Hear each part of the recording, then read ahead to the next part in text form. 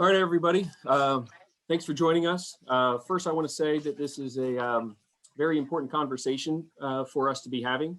We're always going to be learning when it comes to cultural experience and perspective, and especially with its relationship with inclusivity in the outdoors. There's always more work to be done. And sadly, we're reminded of that with every hateful act that we see. So our hearts go out to the people in Atlanta and the tragedy there this week. For sure. As I want to start as well, you know, I'm very excited for our guests today. And instead of kind of me trying to come up with my, my way to kind of introduce everything, I'm going to take you straight to the Indiegogo campaign here for Why We Walk. So, when we come back, we're going to talk about their mission and accomplishments. But first, I wanted to introduce their current project. So Why We Walk is a documentary in progress. It's going to follow the physical and the metaphysical journeys of 3 Black men from all different Black backgrounds. Abdi escaped to America as a refugee from Ethiopia. Vanny arrived as an immigrant from Congo, while Touré grew up in the projects of Cincinnati. The group begins an urban hiking program that then blossoms into them taking an over 60-mile trek on the Appalachian Trail. Again, instead of reading you the entire synopsis, here's the fundraising page here. Please go here and check this out. You can find the links to this campaign in the event, both on our website and on Facebook. And they're going to need money for the completion of the illustrations and the score of the film, so you can help this project see the light. I'm going to go ahead and play the trailer here. One moment. Before I do that.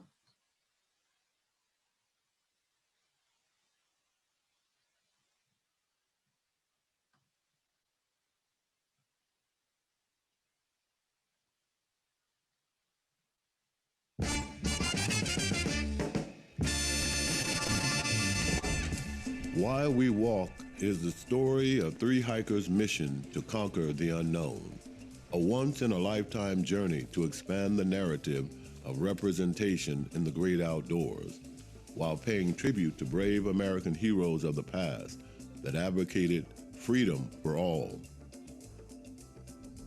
The trail entices a niche culture of leave no trace behind. No trace. However, this practice hasn't been properly presented to most underrepresented urban communities. To shed light on this topic comes our band of brothers, the Cincinnati Urban Hikers, an open network of inner city walkers that explore their town's historical streets and forgotten alleyways on a weekly basis. In this journey, 3 core participants represent 3 separate countries of origin, 2 major religions, and 1 mutual respect for humanity. Breaking the mold requires action. The only question worth asking is why not us?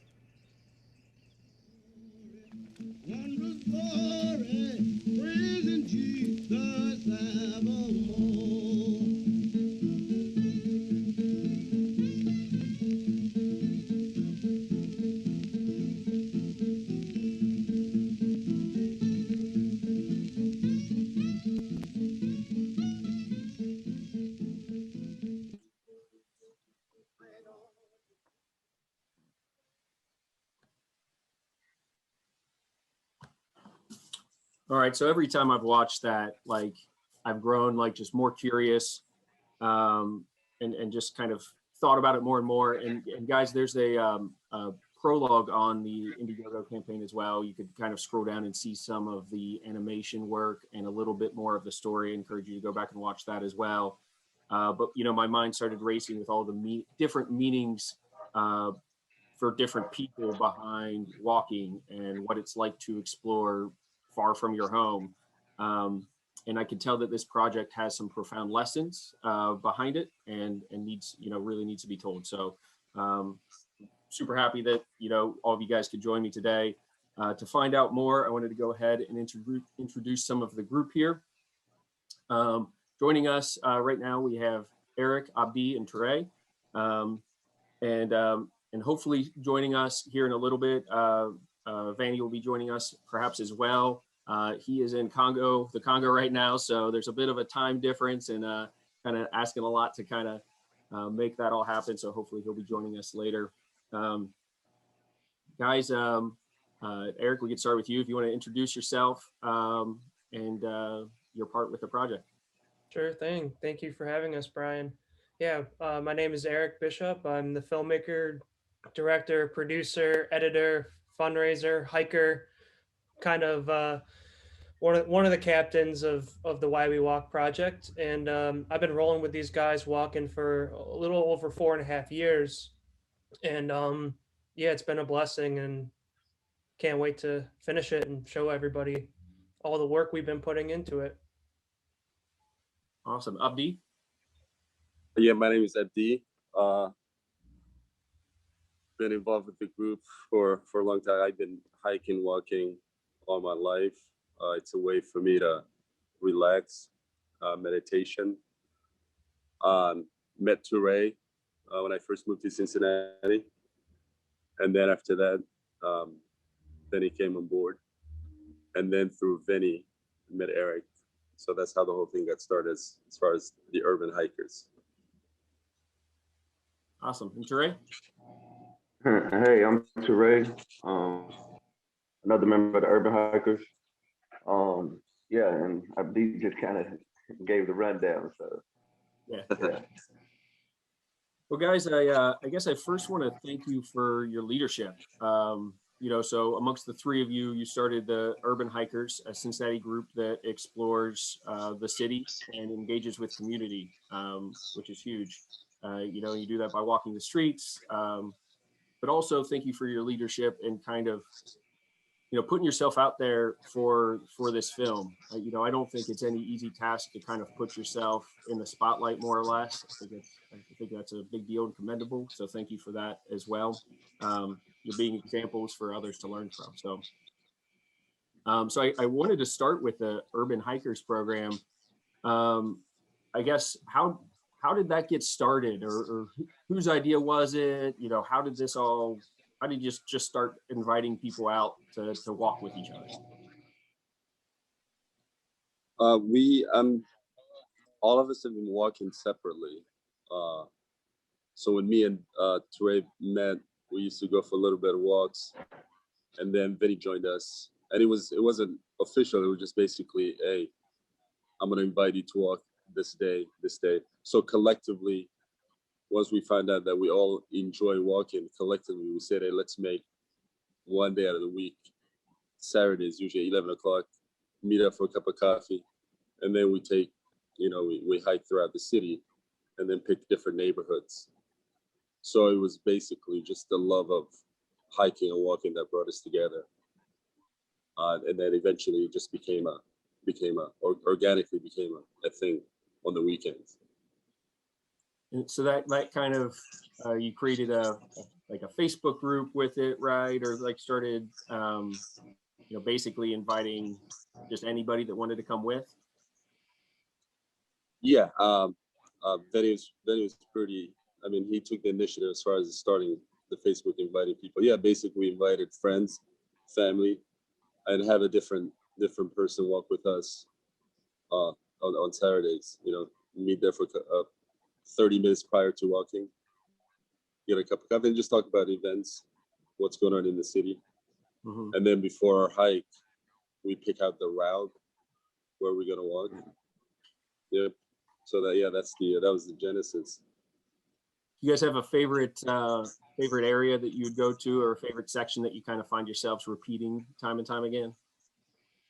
Touré, take that one. Yeah, I think we became in love with the one we started at the beginning, which is the one over into Covington. We did that one. That's the one we do the most. I think it's just because that's the one that we started with. That's the one we got the most memories with, as far as conversation goes, and the scenery and So we'll take the bridge over into Covington, and I mean, for me, I kind of fell in love with the bridge. I fell in love with walking over that bridge. Um, it was just kind of symbolic of almost like a detox, like a wash, just walking over that water, kind of letting some things go, dealing with some things. So that became the favorite for me, and I think for them too, because well, I'll be like, okay, which route are we taking? That was the route we took a lot. So Yeah, if nobody else spoke up and had a favorite, then there's kind of like the default, like let's go over the bridge again then. yeah.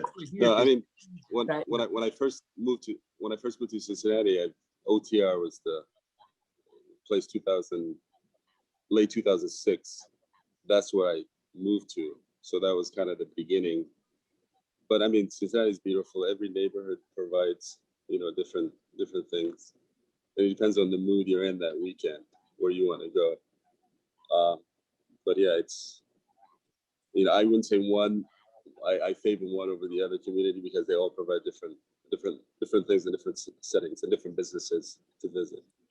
Yeah, it's cool because in the preview I see you guys walking on the bridge, and I didn't, and now you guys put so much, like you put the meaning behind it. Like I understand that, like part of the trailer now, like what's going on, and that's very neat.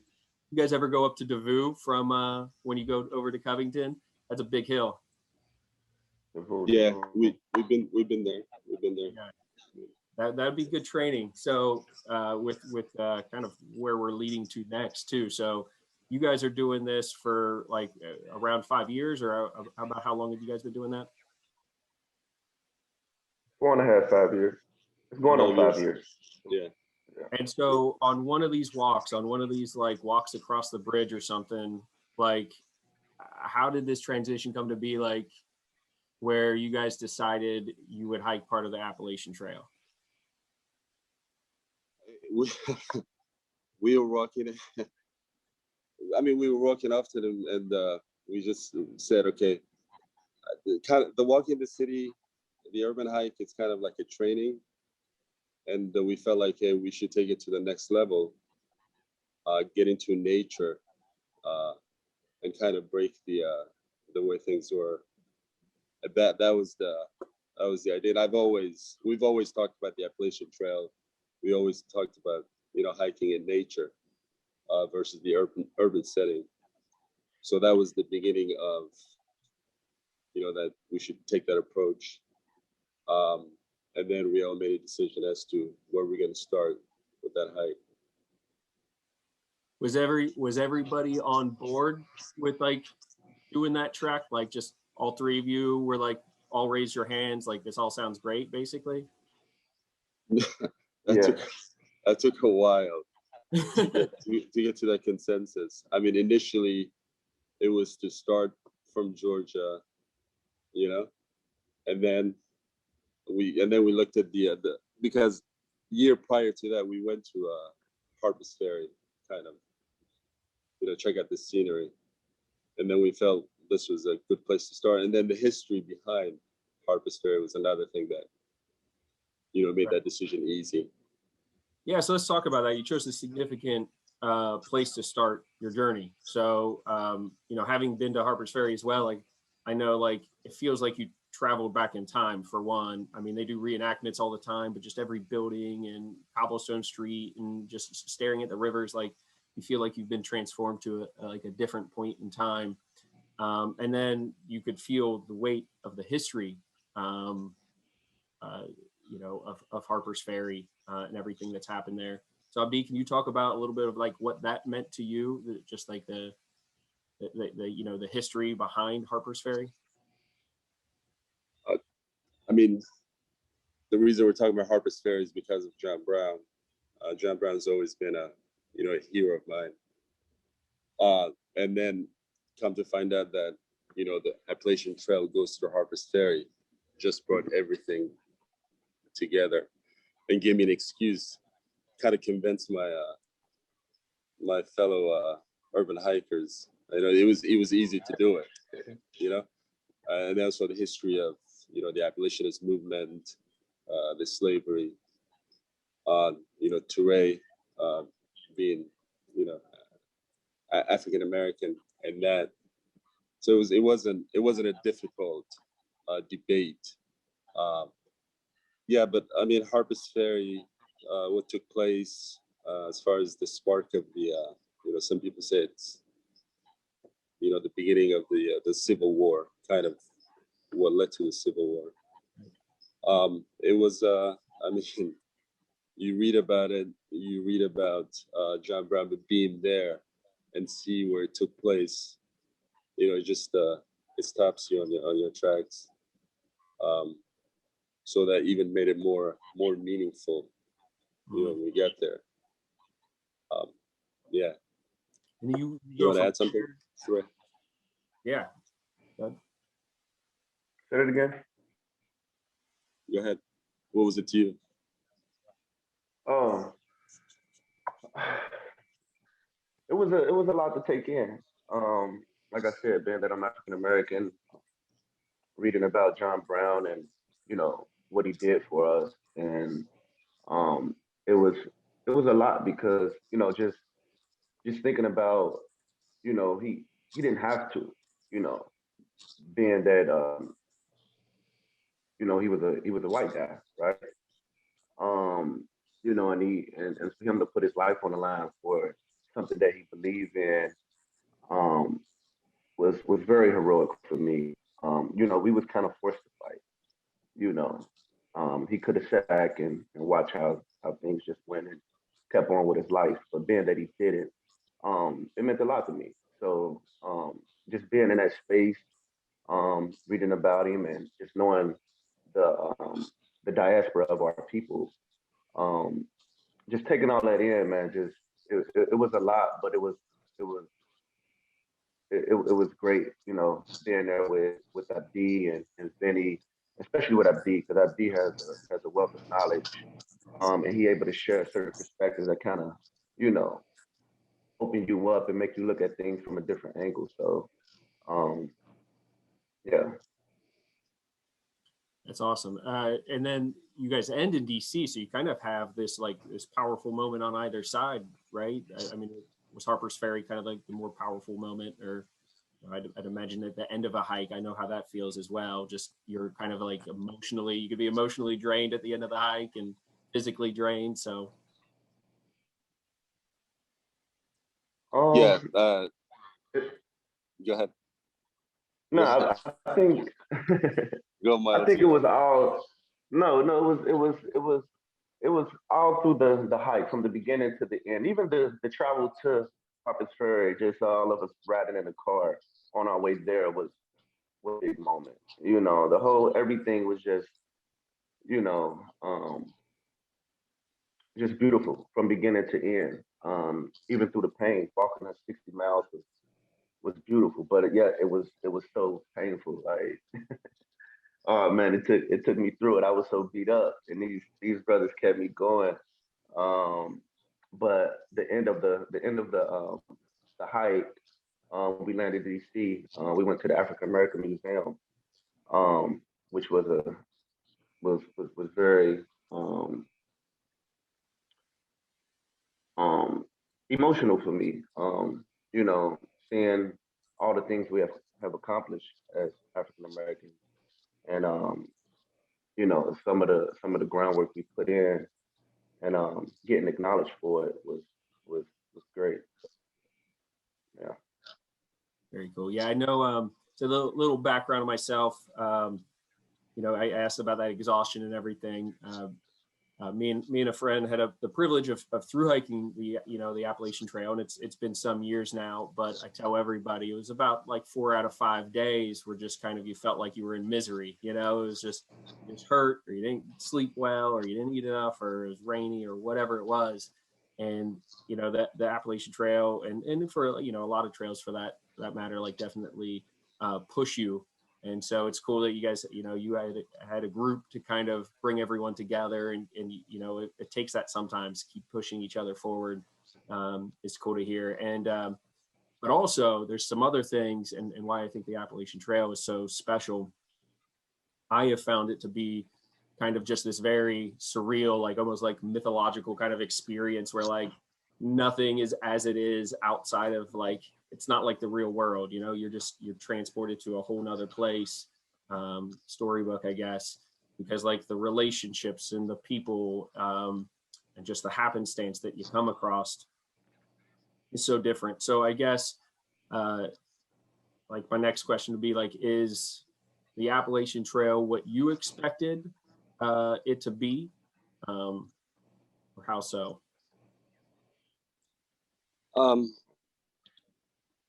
The one we did from Harpers Ferry, to me, was kind of like, it was a spiritual journey. But the one we did just a couple months ago, from where we went to Tennessee.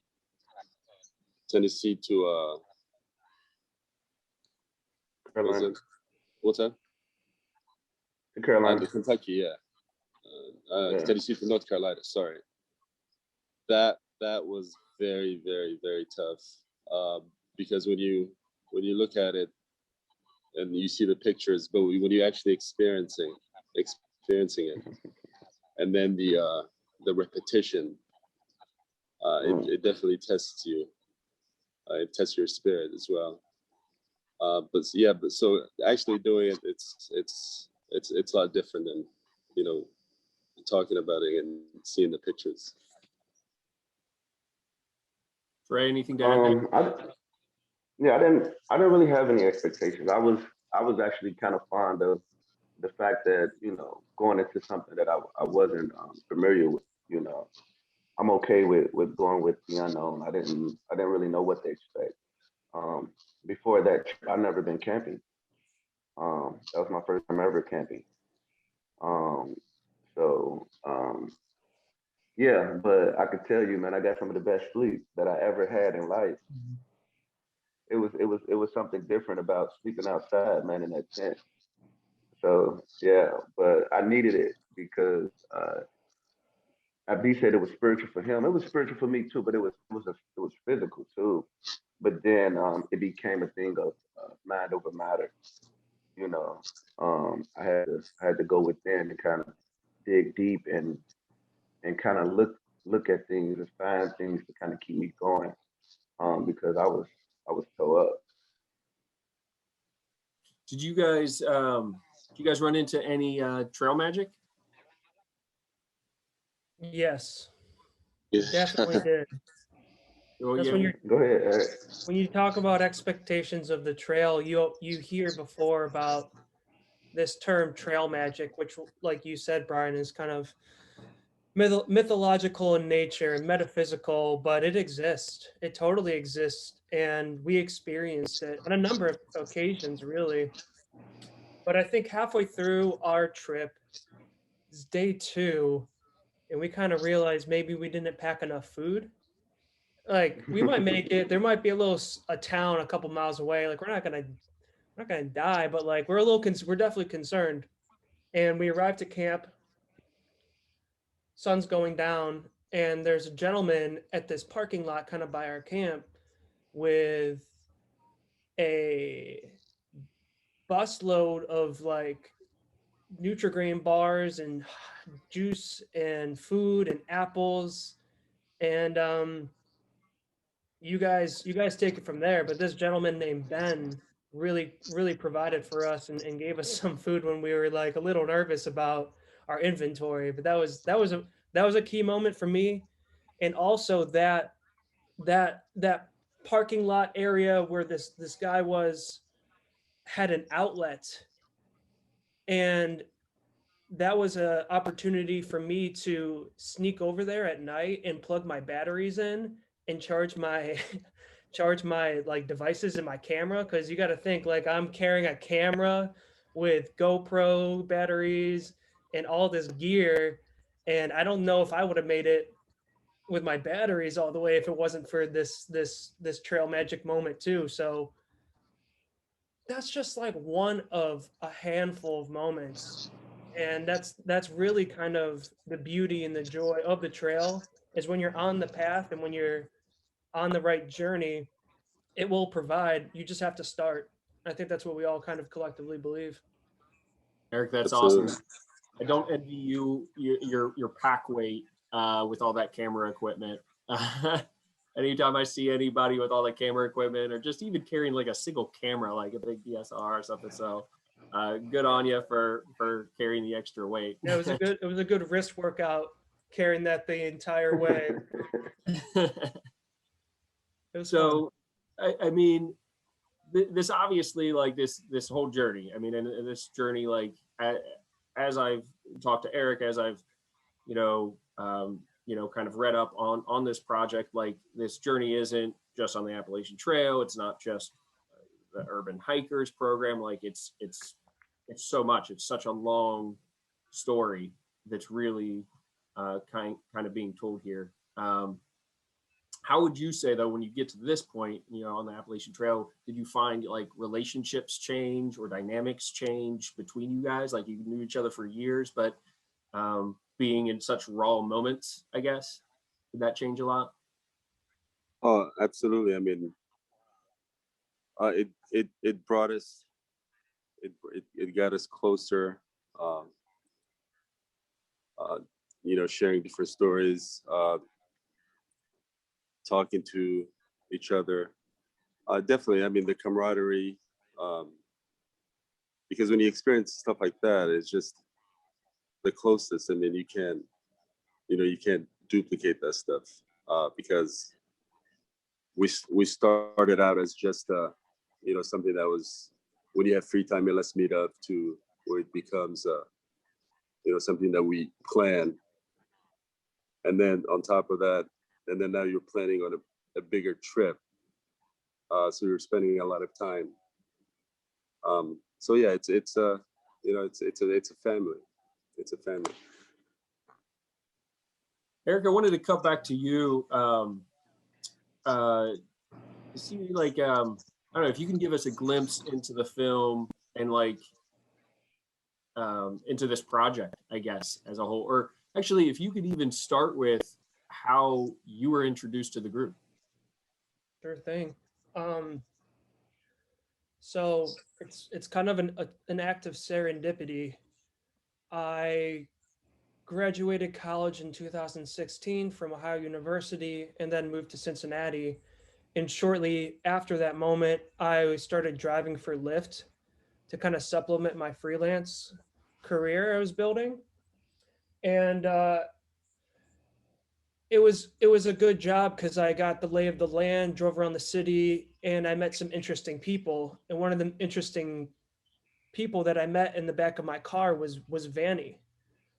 So I picked him up one day in the back of my car, and we just kind of just hit it off. Sometimes people have a headphone in, they just want to chill out. I totally respect that, but some people, you just can tell there's an energy between you. And so there was an energy between us. We sparked a conversation. Just so happened to be reading the same book at the same time, The 4-Hour Work Week by Tim Ferriss.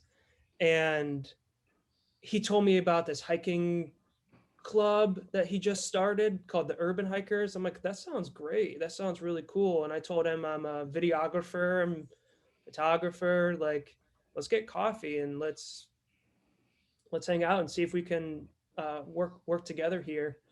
And so we did that. We got Coffee Emporium about a week later, and I started following the guys on their weekly walks. And at first, I think I was probably just a total fly on the wall and kind of shy. And then I eventually got to meet these guys more intimately and became lifelong friends with them. And it became way more participatory. We're now 3 years later, collectively, we're like, let's go do this trip together. And so it blossomed very organically, I would say. And that's how it started. And here you are now.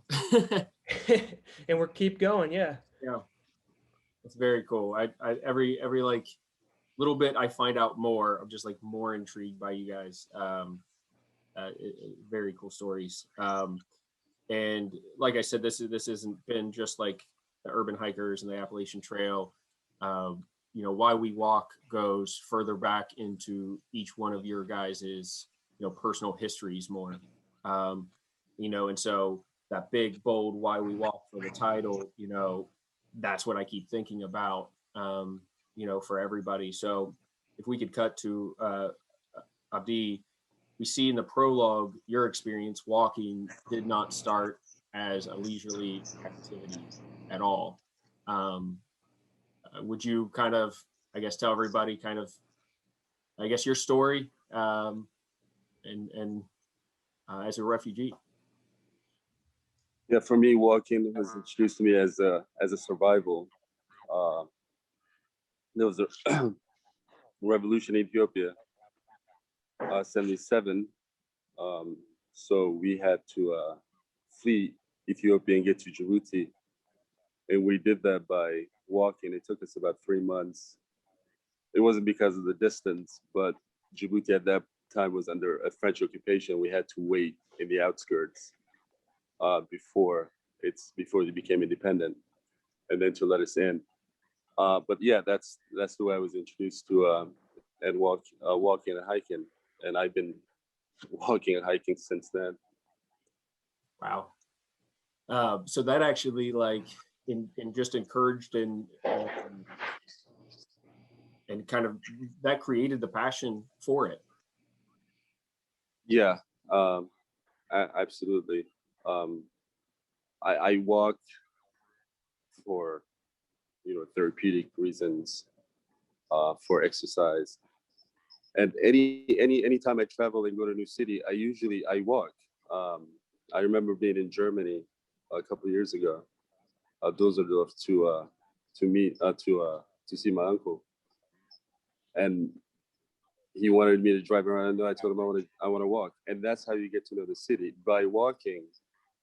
I mean, you see places that you didn't know existed. I mean, when you're driving, you're just driving by fast, but walking, you get to see, restaurants, hole in the wall places,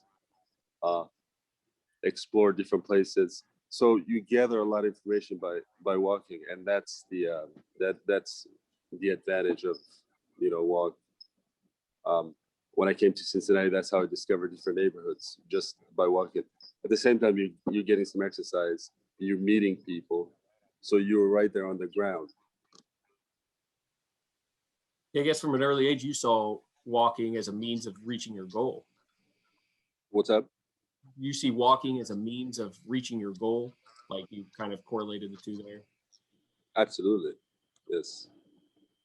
Yeah, and I totally agree with you on walkable neighborhoods, like where you live. Like I think that you can't even put a value on that and how cool that is. But every time I travel, same. Like I don't want to have to rent a car or anything. Like put me in the heart of it so I could walk around all of the rest of it, for both the places and the people. You'll get to know better that way. Totally agree. It also, I mean, if you also on the socioeconomics, places that there are a lot of the places where there's high frequency of walking, crime tends to be down, which encourages economic growth, because if there's a lot of foot traffic, that encourages businesses to come and invest. So there's also, I think we should also look at it from that perspective, as far as encouraging people to walk, because if there's a lot of people out there, tend to be less crime. If there is less crime, then there is more reason for companies to invest. So I think we also within the group, we also discuss that factor as well, how socioeconomics walking impacts the socioeconomics too. That's super powerful, man. So that is, so that you guys recognize that in kind of starting or continuing growing the urban hiking program as well. Absolutely. That makes a ton of sense. That's very cool. Very cool. So talking about that and talking about like the reactions and getting people out and walking around, Touré, what reactions did you get from your community before going out on the Appalachian Trail? Say that again. You done got low because my headphones died. Can you repeat that one more time? Yep, absolutely. What kind of reactions did you get from your community before heading out on the Appalachian Trail? Like when you told people, listen, Hold on one second, y'all, because you're very low now that my headphones died. Hold on, I can barely hear you. Give me a second.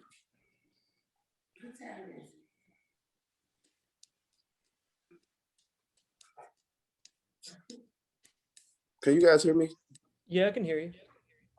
See, I can Check, hear, check. I can hear that, but that's like very low. I don't know why it's so low.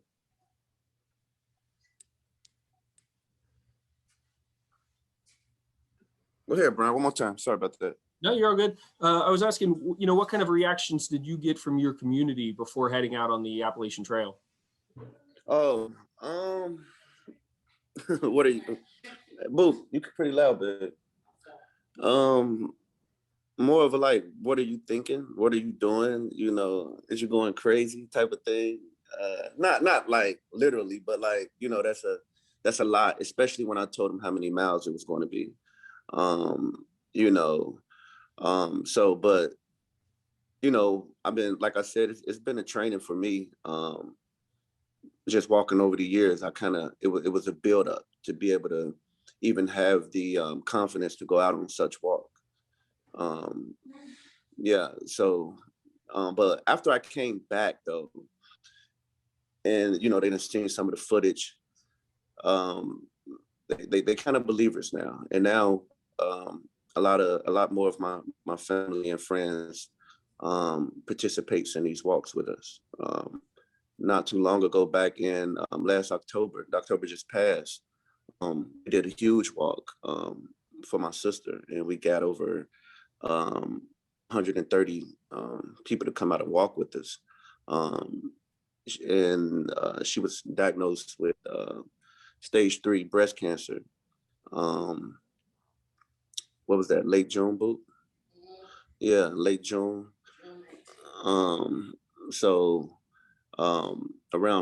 Around the breast cancer awareness month, I put together a nice walk for me and the Urban Hikers, me, Abdi, and Vanny, and we got our community to come out and walk, and it was all African Americans, and like I said, it was over 100 of us, and we went for like a 5-mile walk. So, yeah. Well, first of all, I'm sorry to hear about your sister. But also, 100%, it's about the representation, right? So you guys really are like paving the way and getting people out, you going out and being on the AT and coming back. And, you didn't have that experience of camping beforehand. And now they know somebody that's gone out and camped, and they're more likely to go out and camp as well, and all of that. So it really does make such a big difference. I think it's such a big impact. And you really kind of already followed up and answered my next question, was about like, what about after the AT? Did their perspectives change? And it sounds like their perspectives did change a lot. Like you going out and accomplishing it made all the difference in how they viewed it. Right. Yeah, for sure. Yeah. So I think it was as far as my community, they look at me kind of like the go-to guy when it comes to like walking and exploring new things, just kind of pushing the envelope, yeah. I guess what would you have to say to somebody that feels like the outdoors aren't for them, or that people don't feel like the city is inviting for them to explore? Come walk with us. Go ahead. What you said, Abdi? Abdi said, "Come I walk." couldn't hear you. Say it again. Yeah, come walk with us. No, I mean, I understand that aspect, and I think it goes back to what's a walkable neighborhood. I think if we make places easier for people to walk, and that is the bridge from one neighborhood to another neighborhood, because people tend to be, segregated, and they stay in their own communities. But we have to make those communities walkable and have reasons for people to come out. I mean, when I moved to OTR, late 2006, there weren't too many places to go to. So there was no reason for you to walk unless you have a destination. But now things have changed because of gentrification. So it's easy. You can get out of your apartment, your townhome, and then walk to the pub, the coffee shop. So I think those kind of stuff have to happen across the board. And that's what encourages people to walk. And then by having a destination to get there, and then walking becomes a second nature. Primarily, you're not getting up to walk. You're going from one A to B, but then after that, it becomes a routine. And then the love of walking takes place because you're exploring different places. So I think policymakers, politicians have to keep that in mind. So that way you can get people to get out, and that benefits everybody because there's an investment in different communities. 100%. I think, all of that true, but my favorite thing you said was right from the beginning, come out and walk with us. That was because that's what it's about, is that invite for a lot of people too, is that extra, reaching out a hand and saying, you're not sure if you're gonna like it, or you're not sure if you're welcome. Well, I'm inviting you, and you're gonna find out if you like it. And kind of getting out those that first time is sometimes all it takes to kind of break that thought in their minds. So very cool.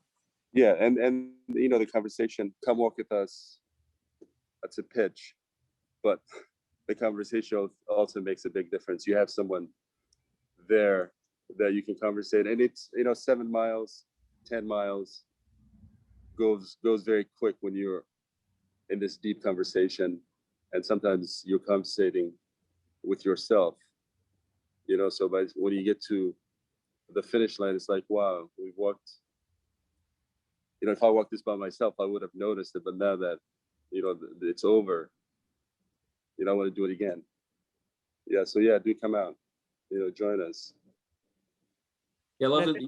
Your mission is far more than getting out for your health, right? Like your mission seems just to have so many facets to it, in engaging the community and safe neighborhoods and stronger businesses, but the breaking down barriers. There's so many things that you guys are just very aware of and tackling all at the same time. Super commendable. Eric, go ahead. Oh yeah, I was just going to note that I think what's interesting about the vehicle of the urban hike is that it's almost like the perfect introduction for people to walk, because we're not saying, hey, go to REI and stock up on all the most expensive gear and hike the Appalachian Trail through hike.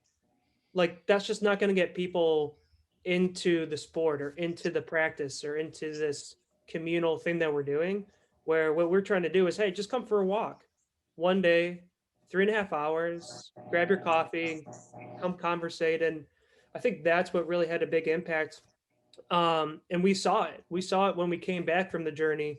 And one of the reasons we went on this journey is to kind of learn from it and bring those insights back.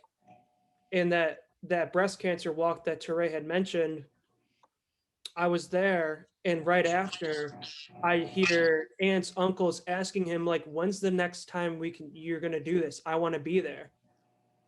Like, there's a spark there that happens, and just that introduction of, like, go out for a little bit, see if you like it. If not, no worries. But this is, like, I think, the right introduction for folks that haven't been introduced to it at all, to get a glimpse of it and catch a little bit of the travel bug in a more accessible way. And then, hey, maybe 3 years later, you can hike the whole AT or the El Camino, but come join us.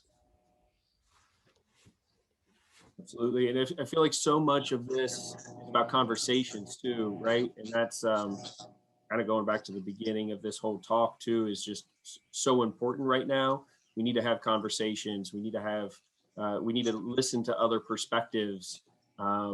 listen to one another, because we have a lot to learn from each other. And I've certainly learned a lot from you guys today in the short time, we've even been talking. So just having those conversations, you're on more than just a walk, you're on this whole kind of experience with each other. And it's a lot healthier to do that conversation and that transferring of knowledge when you're walking. It's far better than messaging boards or online or Facebook. That's all so toxic. And there's so much negativity in the world right now that's living in this virtual space. It's not real life, but it's still affecting people in a very real way. Anxiety, distrust, division, polarization. And this is a very, very real therapeutic way to have those conversations through walking. To me, that's kind of one of the reasons I walk as well. It works. Absolutely. Guys, I Yep. can't thank you enough, for joining me. This has been an incredible experience for me. I know that everyone can take something away from this. Everybody listening, again, all the links to the campaign, to the Urban Hikers, those should all be in the event. We'll post them again in the event chat. If you missed a portion of this, we're going to post this on our YouTube within a few days. You can go back and listen to it, and we'll also post all the relevant links within our YouTube channel there for the Urban Hikers, for the Indiegogo and Why We Walk campaign. And if you can, jump on and contribute to that so we can see this thing through to completion together. I want to turn it over to you guys. Like any parting words, anything that you wanted to add, give each of you guys your spotlight. To kind of add it and tell us, yeah. Hey, So, yeah, come join us. It's an introduction to walking, but it's also an introduction to space and time. awesome. Thanks, Abdi. Thank you. Touré, any final words? No, I just appreciate Bryan having us. Appreciate you giving us this platform to kind of tell our story. So appreciate you. Absolutely. I'd like to come out and hike with you guys soon and meet you in person. This has been fantastic. Definitely love to have you, fam. And I would just say, we have 7 days left on our campaign. If we're pushing it, we're trying to reach our goal. Right now, the film is in post-production, so we've shot everything. We've been putting in years of work into this amazing documentary, and the crowdfunding campaign we're running right now is going to help the music, the animation, which is a huge part. You heard about Abdi's refugee story as a kid escaping Ethiopia. That's animated, a lot of animated scenes. There's a dream sequence that Touré has on the trail of a dream that he had that's going to be animated. There's a lot of great content, but we need your help with marketing, distribution, animation, film score to make the story come to life. So any contribution at all or just sharing the page is profoundly appreciated. And Bryan, thank you so much for the time and hosting us. It's been pretty fun. Absolutely. Thank you guys. And I just found out I didn't even hear about this dream. So we're gonna have to talk about this later. I missed on that. So we'll talk. Trail magic is real. Yeah, We're we'll believers. have to follow up again later. Too cool. Yeah, the conversation's just begun. Yep. Thanks, everybody. Guys, if you want to stick around, I'm going to stop the recording here, but I appreciate everybody. Thank you. Cheers. Thank you. Appreciate it.